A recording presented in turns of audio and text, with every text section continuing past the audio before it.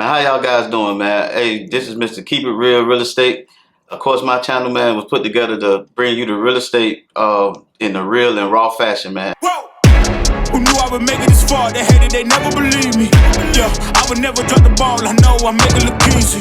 Yeah, Mayweather with the defense. I don't care what a critic got to say. I got them picking up the pieces. That mean you really playing with your life. I'm about to come and run it. Today's Keep It Real moment is presented to you by no other than the one and only Scott Bryant, man. Listen, he is our Tampa, Lakeland sensation, man, when it comes to real estate, man. Anything that goes on in real estate, Scott knows about it in Tampa or the Lakeland area, man. He's not only our in-house broker for the Tampa and Lakeland area, but he is our go-getter on the west side of Florida, man. So what's up, Scott? Introduce yourself, man. Man, first of all, shout out to you, man.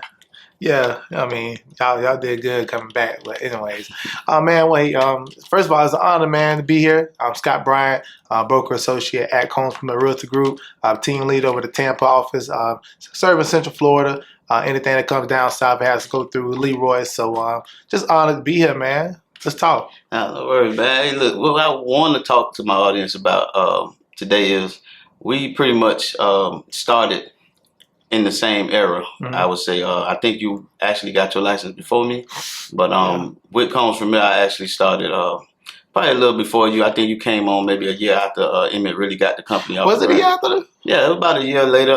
You jumped on the call, and I have a new Scott Bryant over here in the Lakeland area. Everybody was like, "Who is this guy, man?" You know what I'm saying? Yeah. We quickly. You showed us real fast who Scott Bryant was, man. Hey, man, listen, we had our first award galas, man, and I was sitting there waiting to get that top producer award, man, and the thing came across as Scott Bryant. I'm like, oh. Man, look, but we still respect you as the big dog, man. Look, if it wasn't for you moving and shaking down south, man, you know, that was motivation, though. Yeah, man, it's all good, man. But I really want to get into, man, is our journey. We did kind of see each other start from the beginning. And for the audience, I like to keep it real. A lot of times people just see what we're doing on social medias and things like that and feel like it's all good and all easy, which I don't like to bring all the bad. But a lot of times, man, like you have to keep it real with people, man. So being that we are on the level that we are on, man, like some good producers in real estate, man. We service our communities and put a lot of smiles on family faces, man. Like that's a great thing. People get to see it, but man, like let's share a little bit of these struggles and things that got us to where we was at, man. Yeah, man. I mean, just from the talks that we had outside of this, man, I think there's a lot of pain that goes into this, man. I mean, I think a lot of pain from what just transpired through our life and what, you know, we don't want for, you know, the people that's coming behind us, whether it's agents, whether it's our children, our family members. You know, I know we're going to get a little bit more into family, but I mean, just the struggles. I mean, just dying, you know, from the old you and going to the new you, man. I mean, just seeing yourself in a different light. I mean, just coming from a place where, you know, one parent household, you know, seeing some of your people that you look up to in and out of the system, to not being exposed to the real estate, to now, you know, having the opportunity to make millions legally. Yeah. So a little bit about mine is man, if I say shout out to my wife, man. If it wasn't for her, I wouldn't have, you know, had the courage to quit my job. Shout out to wifey, man. Yeah, for real. We already did that already. Yeah. But listen, I wouldn't have the courage to leave my 9-to-5 job, man, and jump into this entrepreneurship and try it full time.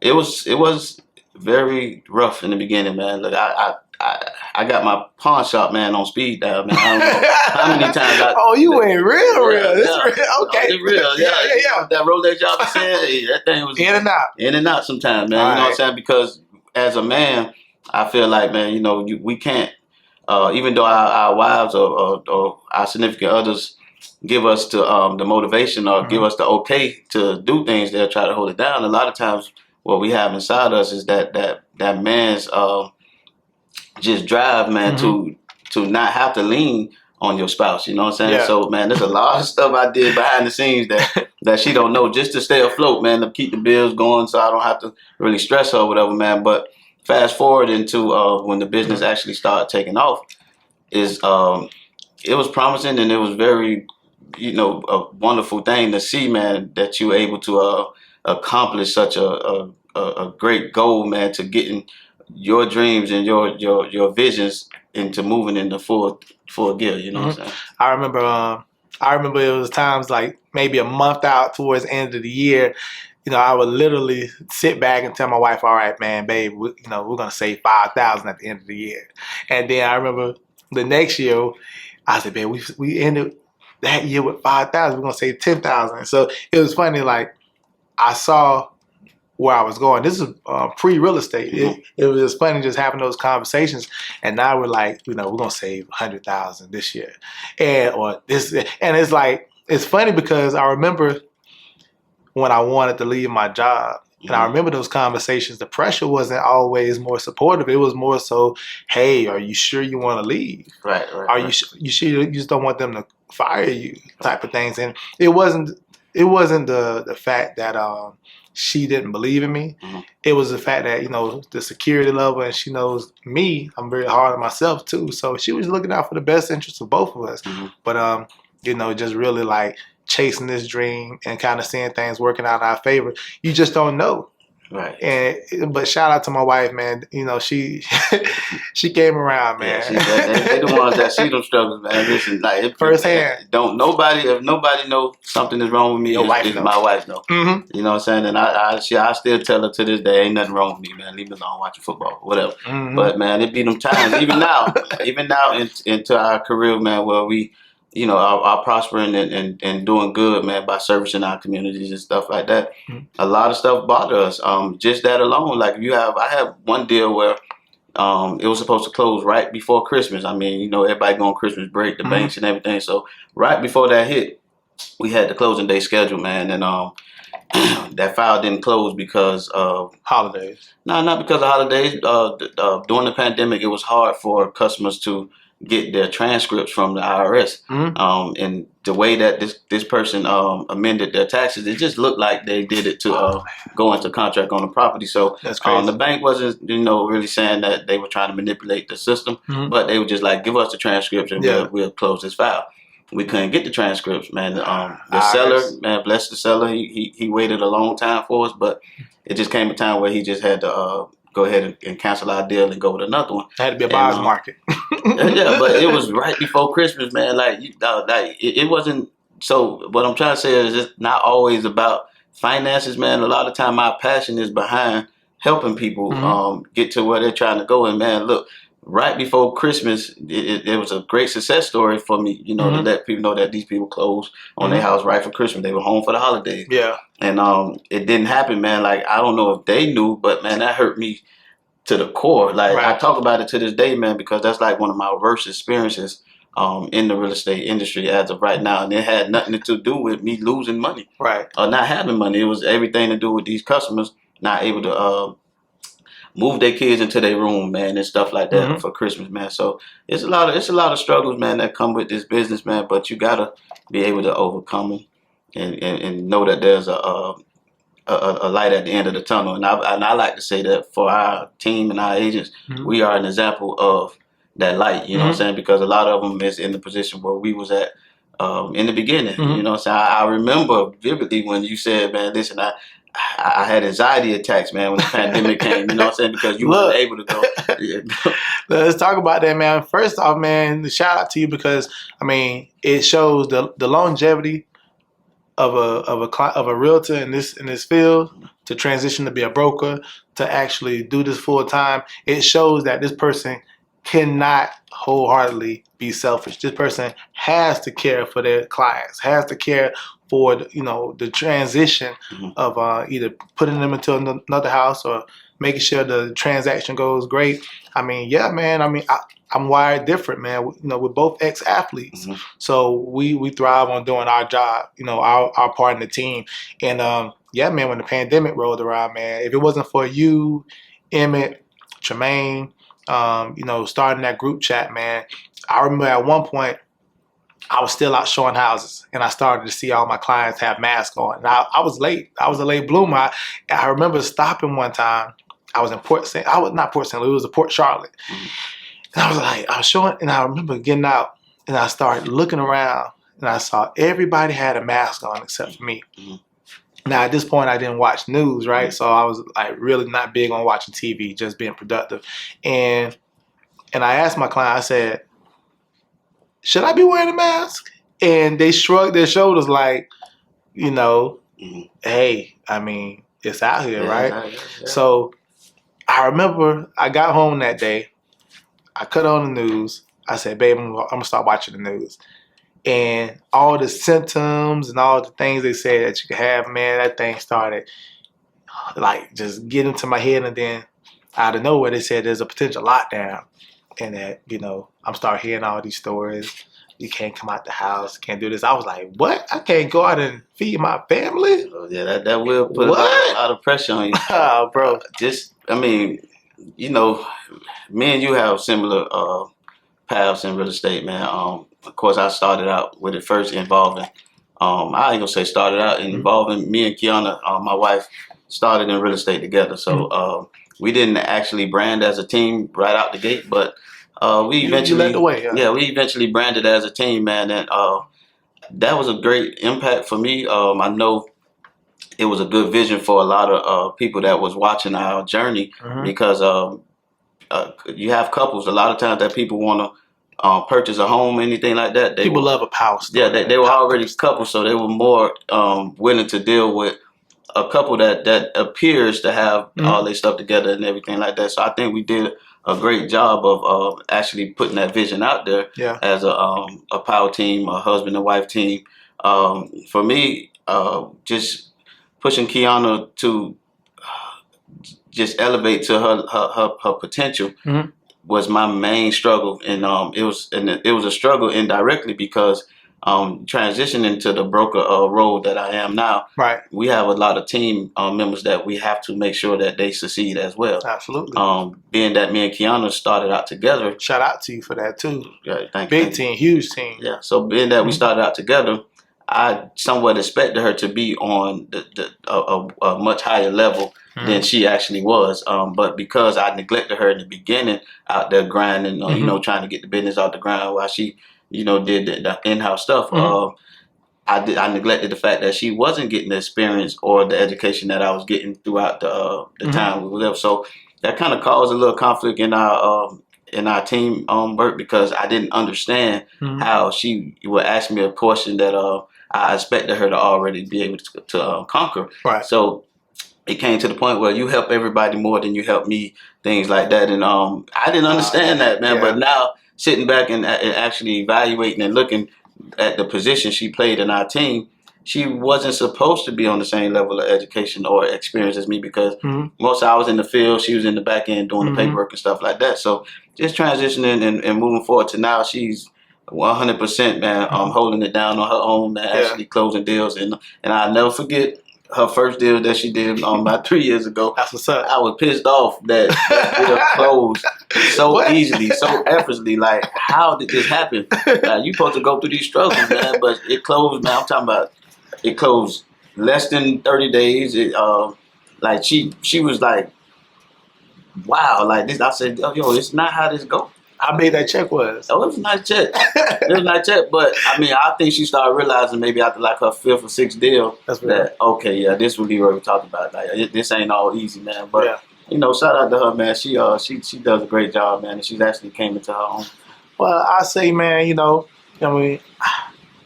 we're the head of the household. I mean, we're the man. I guess if you're raised a certain way, you want to go out there and just pave the way for your family. But I think honestly, man, you can't be too hard on yourself because we were the ones that had to go out and experience these hardships, these shortcomings, so that we can shorten their learning path, man, their learning curve. So we can be the one to say, don't do this, or watch out for this, or don't go that way, go this way. And the same thing what Emmett did for us, man. That's what we're doing for our family. I mean, so I know that's gonna kind of lead to the next topic. How you like it though? How you like it? What the broker role? Oh, working with wifey. Well, I mean, I love it. I mean, like I said, this it's the actual vision and the that we put out there to the our community, man. Like I'm pro marriage. You know what I'm saying? Like a lot of times we get customers that are married. You know what I'm saying? And we are actually able to relate to them on different levels than just real estate. I did have a time where right before right before closing, I would say like 2 weeks out before closing, man, a couple was having a normal relationship arguments and things like that, and you're in the middle. Not in the middle, but I mean, I got the call like, "Hey, yo, man, cancel that deal, man. Like, I like, we ain't ready to buy no house." You know what I'm saying? Like one of those. I'm like, "Oh, okay."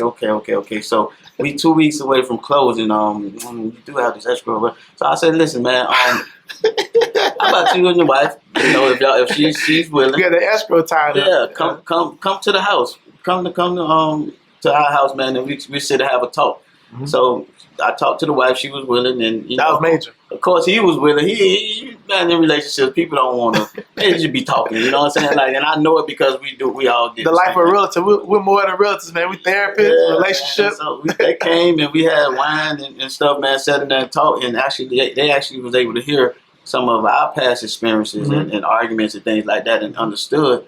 Oh, okay, so this is what we signed up for. Ain't no quitting us. Let's move forward. You know what I'm saying? And the main thing I told them was divorce, things like that. You got kids involved.